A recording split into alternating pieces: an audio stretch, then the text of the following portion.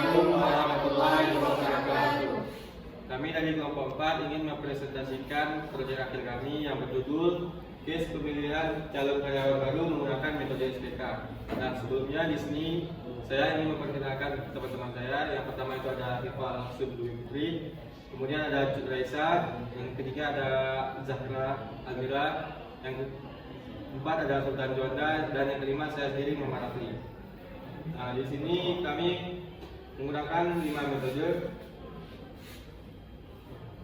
Pertama ada profile matching, SAW, WP, Mora, dan Topsis. Nah, untuk kasusnya sendiri, di sebuah perusahaan teknologi terkemuka, PT Teknologi Inovasi Nusantara sedang dibutuhkan seorang karyawan baru untuk mengisi posisi penting sebagai analis sistem junior. Posisi ini sangat vital karena berhubungan langsung dengan proyek-proyek strategis perusahaan yang memerlukan ketelitian tinggi, keahlian teknis yang baik, serta kemampuan kerjasama dalam tim. Proses rekrutmen dimulai dengan penyaringan awal terhadap puluhan pelamar. Setelah melalui berbagai tahap seleksi, tersisa 3 kandidat terbaik yang memenuhi kriteria perusahaan. Yang pertama Budi Setiawan, kedua Siti Marlina, dan terakhir Lian Wijaya. Meskipun ketiganya memiliki latar belakang dan pengalaman yang mengesankan, perusahaan ingin memastikan bahwa kandidat yang terpilih benar-benar adalah yang paling cocok untuk kebutuhan perusahaan. Kemudian di sini ada kriteria penjelasan atribut bobot. Nah, untuk kriteria ada 3. Yang pertama pendidikan, kemudian keterampilan teknis, yang ketiga ada usia.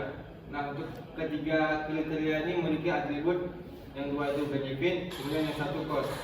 Kemudian bobotnya itu pendidikan 4, keterampilan teknis 5, usia 2. Nah, untuk kandidatnya sendiri itu ada 3. A1 Budi Setiawan, A2 Siti Marlina, dan A3 Lian Wijaya. Nah, untuk rating kriterianya di sini untuk pendidikan Budi memiliki 3, Siti 2, Lian 1. Nah, untuk keterampilan teknis 2, untuk K2 itu Budi 8, Siti 6, Lian 4. Nah, untuk usianya itu Budi 30 tahun, Siti 25 tahun, Lian 22 tahun. Nah, untuk metode yang pertama itu metode profile matching yang akan dijelaskan oleh Rival Subdwi. Selanjutnya saya akan menjelaskan metode profile matching atau disebut dengan PM. Sebenarnya kita harus mengetahui apa itu profile matching. Profile matching adalah salah satu metode pengambilan keputusan yang digunakan untuk memancarkan tingkat kesesuaian antara profil kandidat atau yang disebut dengan nilai aktual dengan profil ideal yang telah ditentukan sebelumnya atau disebut dengan nilai target. Metode ini sering digunakan dalam SPK. Kemudian tadi telah dijelaskan kriterianya, jadi saya akan langsung saja menjelaskan untuk menentukan kriteria bobot dengan AHP-nya. Di sini menggunakan rumus normalisasi sama dengan nilai kriteria dibagi dengan jumlah kolom. Jadi setiap kriteria ini dibagi dengan jumlah kolomnya. Untuk K1 memiliki bobot 1. K1 dibandingkan dengan K2 dengan hasil 1,25. K1 dibandingkan dengan K3 itu dengan hasil 2. Kemudian K2 dengan K1 dengan hasil 1,25. K2 dengan K2 hasilnya 1. K2 dengan kolom K3 hasilnya 2,5. K3 dengan kolom K1 hasilnya adalah 2. K3 dengan K2 hasilnya 2,5, K3 dan K3 hasilnya 1. Kemudian menggunakan metode scoring PM sendiri. Di sini kita harus membuat targetnya terlebih dahulu. Untuk pendidikan targetnya yaitu ada 3, keterampilan teknis targetnya ada 8, untuk usia ada 22. Jadi di nilai kandidat kita harus menentukan nilainya. Untuk Budi Setiawan pendidikannya itu ada 3, keterampilan nilainya ada 8, usia nilainya ada 30. Siti Marlina pendidikannya ada 2, keterampilan Siti Marlina ada 6, untuk usia Siti Marlina 25. Lian Wijaya dengan pendidikannya nilainya 1, keterampilan nilainya 4, dan usia nilainya 22. Kemudian kita menghitung GAP dan skor bobotnya dengan rumus GAP sama dengan nilai aktual dikurang nilai target. Untuk Budi pada pendidikan budi dengan hasil GAP 0, keterampilan budi 0, usia 8. Dan Siti Marlina pendidikannya mendapatkan nilai minus 1, keterampilan minus 2, dan usianya 3. Kemudian untuk Rian Wijaya menghasilkan nilai pendidikan minus 2, keterampilan minus 4, dan usianya 0. Kemudian kita mengimplementasikan GDSS dengan SAW menggunakan rumus R sama dengan X per maksimum. Kemudian untuk yang biaya kosnya atau kos menggunakan rumus R sama dengan minus per X. Kemudian kita harus mengkalkulasikan skor akhirnya untuk masing-masing kandidat. Dengan Budi Setiawan, K1-nya nilainya 1, K2-nya nilainya 1, dan K3 nilainya 0,73. Untuk Siti Marlina, nilai K1-nya 0,67, untuk nilai K2-nya 0,75, dan untuk K3-nya 0,88. Untuk Rian Wijaya dengan K1-nya 0,33, K2-nya 0,5, dan K3 nilainya adalah 1. Untuk menentukan jumlah akhir siapa yang paling baik untuk posisi ini, kita harus mengkalikan lagi skor akhirnya dengan bobot penjumlahannya. Dengan Budi hasil nilai akhirnya adalah 0,467, Siti hasil akhirnya 8,176, dan Brian dengan nilai akhir 5,83. Jadi berdasarkan metode PM kandidat terbaik untuk posisi analisis sistem junior pada PT Teknologi Inovasi Nusantara ini adalah Budi Setiawan dengan skor 10,47. Selanjutnya, baik, di sini saya akan menjelaskan dengan metode SAW. Sebelumnya, SAW itu apakah? SAW adalah simple additive weighting, salah satu metode pengambilan keputusan multi kriteria yang sering digunakan untuk menyelesaikan masalah penilaian atau seleksi berdasarkan kriteria tertentu. SAW dikenal juga dengan istilah weight sum model atau metode ini bekerja dengan menjumlahkan nilai setiap alternatif yang telah dibobotkan sesuai dengan tingkat kepentingan atau prioritas kriteria. Di sini terdapat data awalnya, data awal dari 3 orang kandidat. Lalu di sini saya sudah mencari dengan pembobotan metode HP. Lalu kita akan memasukkan rumus yaitu dengan RIJ sama dengan XIJ dibagi dengan nilai max-nya dikali dengan XIJ. Itu untuk benefitnya, dan untuk nilai cost-nya RIJ sama dengan min XIJ dibagi dengan XIJ. Jadi di sini dapat untuk nilai benefitnya ada max, ada angka 3, dan di sini ada 8, dan untuk cost-nya di umur 22 tahun. Di sini terdapat hasil normalisasinya yang dimana dari nilai B8 dibagi dengan B8 jadi hasilnya 1. Ini hasil ini dari pembagian untuk data awal, dari hasil ini dari data awal, dari penilaian data awal. Di sini terlihat hasil normalisasinya Budi Setiawan pendidikannya 1 dan keterampilan teknisnya 1, di usianya 0,73. Di sini ada Siti Marlina dengan data awal dengan nilai pendidikannya 0,6, keterampilan teknisnya 0,75, dan usianya ada 0,88. Di sini ada Rian Wijaya 0,3, keterampilan teknisnya 0,5, dan usianya 1. Dan jika dijumlahkan hasilnya ada di pendidikan ada 2, keterampilan teknisnya ada 2,25, di usianya ada 2,61. Selanjutnya di sini saya akan mencari nilai preferensinya, atau kalau di metode di rumusnya itu ada F1 sama dengan N sigma sama J sama dengan 1 FIJ kali WJ. Dan di sini ada hasilnya. Di sini kita mencari hasilnya dengan B26 dikali 4, di mana 4 itu adalah bobotnya, dan ditambah si 26 dikali 5 yang 5 itu adalah bobot dari skor benefit, dan D26 dikali 2 yang dimana itu bobot dari cost. Hasilnya akan dapat segini. Dari untuk Siti Marlina hasilnya 7,5 7,88 dari Wijaya segini. Jadi hasil perhitungan dengan metode SAW, kandidat Budi Setiawan terpilih sebagai calon karyawan terbaik karena memiliki nilai preferensi tertinggi yaitu 10,448,67. Sekian, terima kasih. Baik, di sini saya ingin mempresentasikan tentang weight product, yang dimana weight product itu adalah salah satu metode dalam sistem pendukung keputusan yang digunakan untuk menyelesaikan masalah pengambilan keputusan multi kriteria.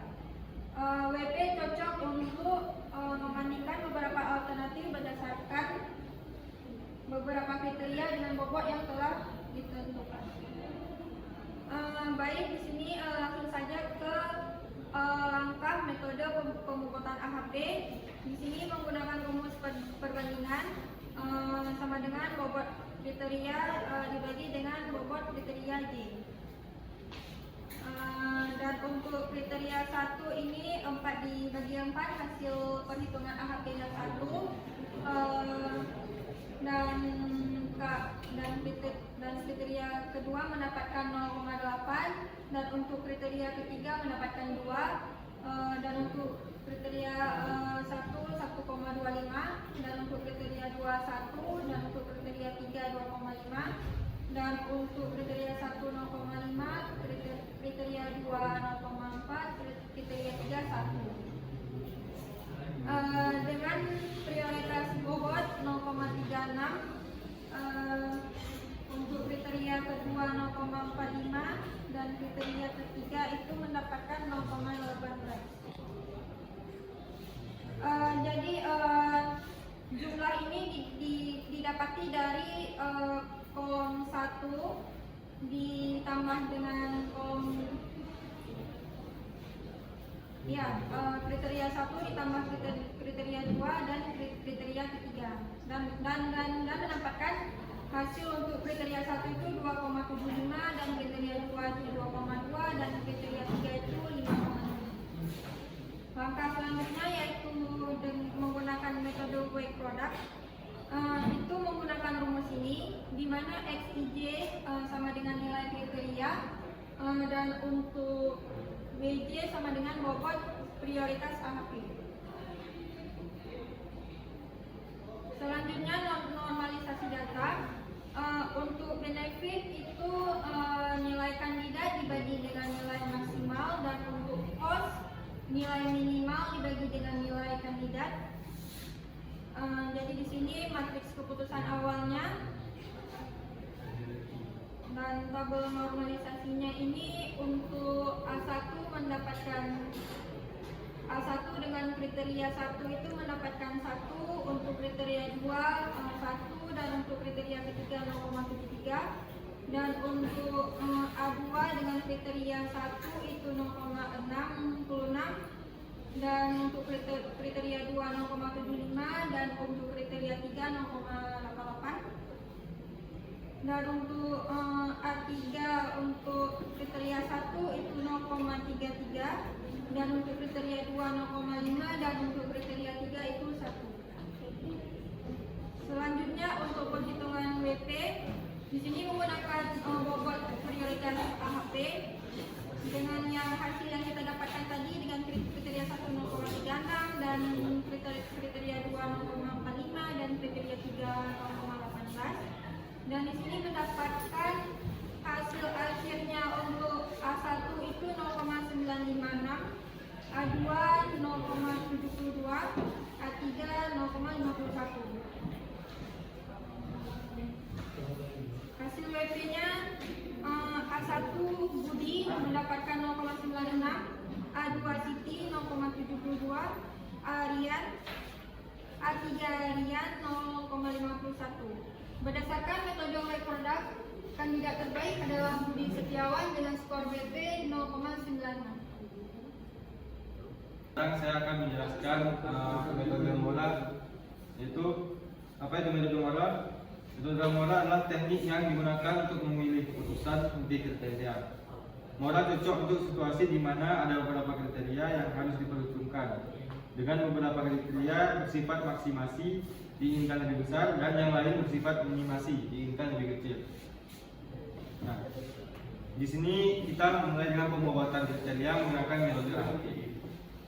Di sini kita sudah menentukan metode bobotnya, yaitu 452. Kemudian untuk kriterianya itu ditotalin menjadi 11. Nah, ini untuk spesifikasi tentang pembuatan metode AHP, yang dimana satu sudah diinisiasikan, kemudian K2 bagikan 1, K3 bagikan 1, K1 bagikan 2, K3 bagikan 2, dan K1 bagikan 3, K2 bagikan 3. Setelah dibagikan maka akan mendapatkan hasilnya. Kemudian hasil dari materi perbandingan akan ditotalin dengan cara nilai semua kriteria dijumlahkan. Setelah itu kita normalisasi matriks dengan cara K1 ini dibagi dengan totalnya, jadi diurutkan aja nanti. Kemudian kita sudah normalisasi matriks, kemudian ininya ditambah K1 tambah K2 tambah K3, kemudian dibagi dengan total kriteria.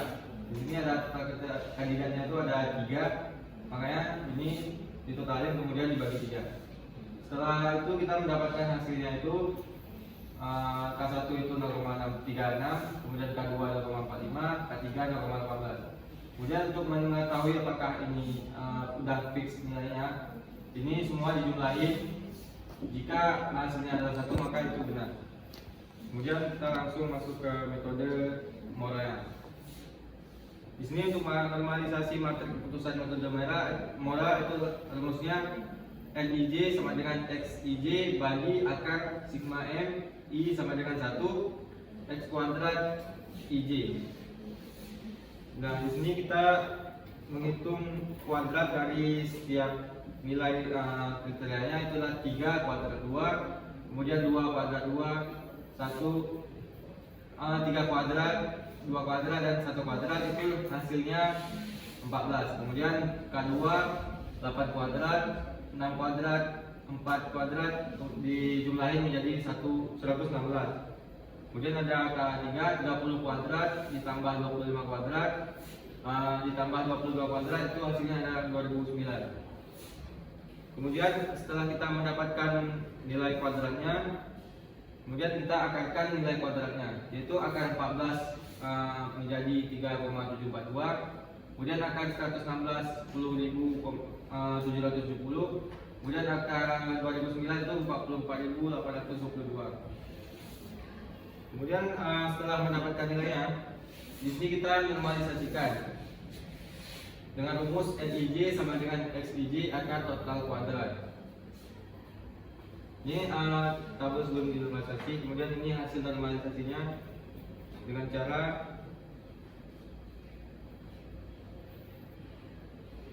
nilai ini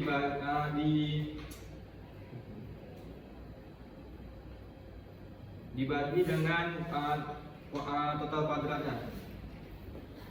Jadi 3 dibagi 3,742 mendapatkan 0,818. Kemudian 2 dibagi dengan kuadrat yang K1 hasilnya 0,5345. Kemudian 1 dibagi dengan 3,742 mendapatkan hasil 0,2673, dan seterusnya seperti itu. Kemudian setelah itu kita hitung matriks bobot dengan rumus Uij sama dengan Lij kali Wj.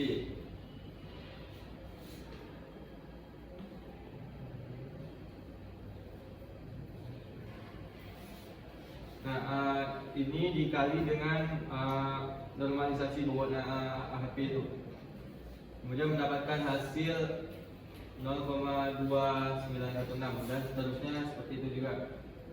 Kemudian optimasi Mora dengan rumus Yi sama dengan sigma Uij kurang sigma cos Uij.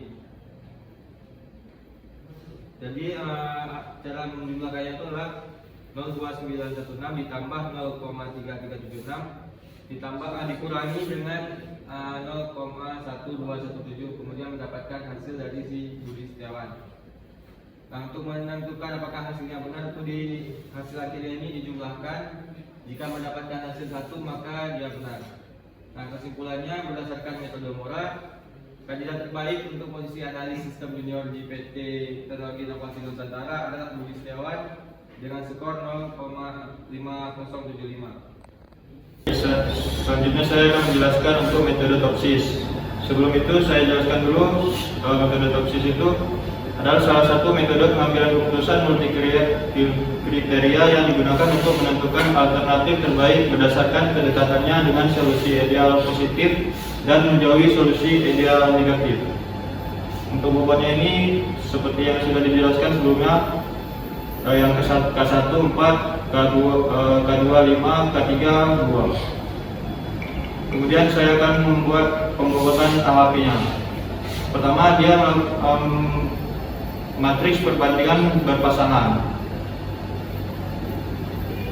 Di kolom pertama ini dia membagi K1 dengan K1 sehingga mendapatkan 1, dan selanjutnya membagikan K1 dengan K2 sehingga mendapatkan hasilnya 0,8.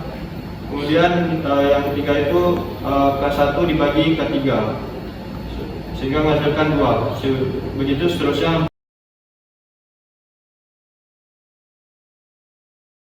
Jelaskan untuk normalisasi matriks. Kita perlu untuk menjumlahkan dulu semua dari hasil yang perbandingan berpasangan tadi. Kemudian didapati hasilnya 2,75. Begitu juga untuk kolom-kolom yang lainnya. Kemudian untuk pendidikannya kita mendapatkan hasilnya dari kolom yang pendidikan ini dibagi dengan jumlah dari semua yang kita jumlah dari perbandingan berpasangan tadi. Begitu juga untuk kolom-kolom yang lainnya. Kemudian kita menghitung bobot prioritasnya dengan menjumlahkan semua kolom pada kriteria pendidikan ini, kemudian dibagikan dengan 3. Jadi untuk pembobotan AHP-nya seperti yang dilihat sini. Kemudian saya akan menjelaskan untuk pencarian metode topsisnya. Di sini bisa kita lihat data awalnya seperti yang sudah dijelaskan oleh teman saya yang sebelumnya. Kemudian jadi saya lanjutkan terus untuk membuat matriks ternormalisasi. Di sini saya inisialisasikan dengan R. Untuk mencari matriks ternormalisasi ini kita menggunakan rumus X dibagi akar sigma X pangkat 2. Pada kolom pembagi ini saya cari dulu untuk akar sigma X pangkat 2. Itu dengan cara kriteria 1 ini ditambah, dipangkatkan 2 maksudnya, terus ditambah dengan alternatif yang kedua dengan kriteria yang sama dipangkatkan, kemudian ditambah dengan kriteria pertama dari alternatif ketiga terus dipangkatkan sehingga didapati hasilnya ini. Kemudian untuk nilai R-nya itu dari X yang tadi itu dibagi dengan sigma, maksudnya akar sigma X pangkat 2. Jadi tinggal dibagi B13 yang ini dibagi dengan kolom pembagi ini sehingga didapati R-nya untuk alternatif pertama ini. Kemudian tinggal disalin aja rumus-rumusnya itu. Begitu juga untuk alternatif yang lain. Kemudian untuk membuat matriks ternormalisasi terbobot atau saya inisialisasikan dengan Y. Ini menggunakan rumus Y sama dengan W dikali R.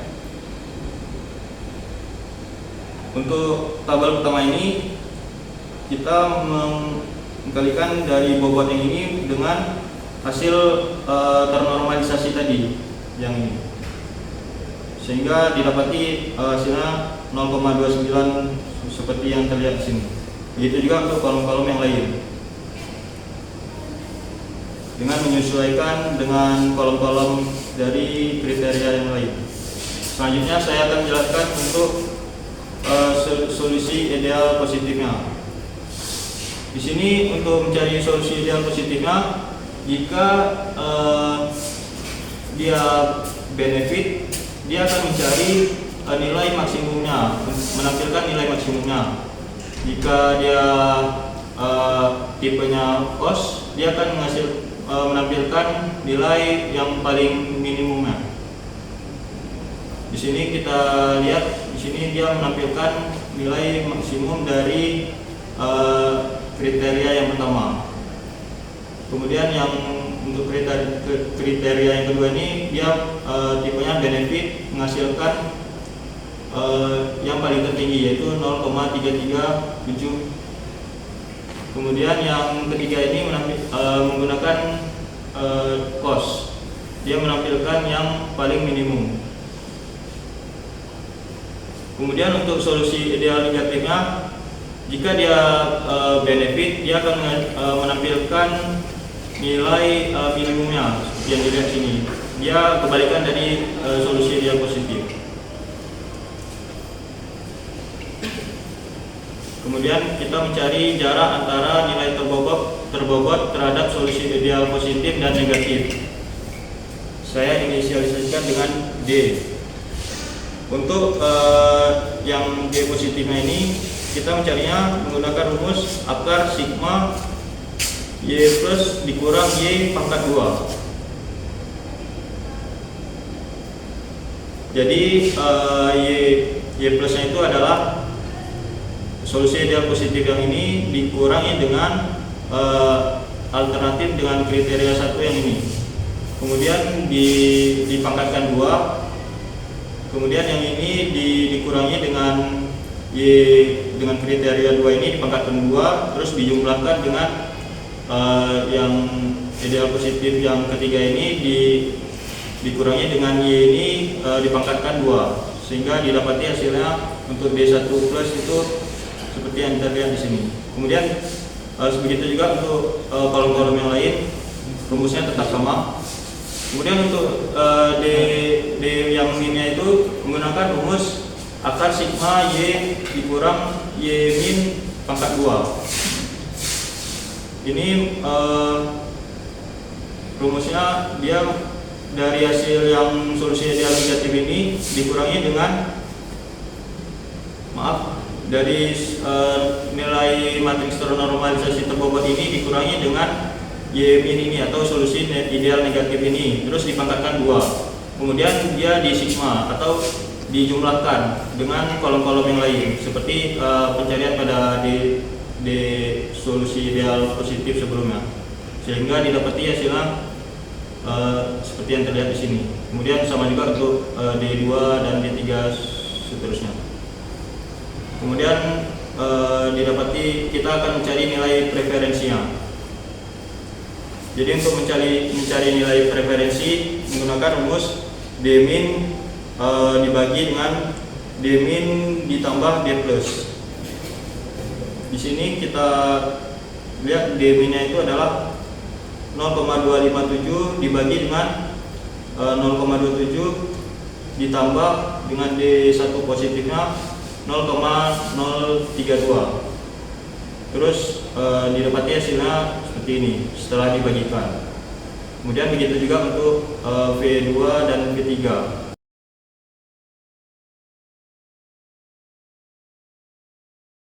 Dari kelompok 4 dengan case pemilihan calon karyawan baru dengan menggunakan 5 metode yang berbeda dan dengan 3 kandidat untuk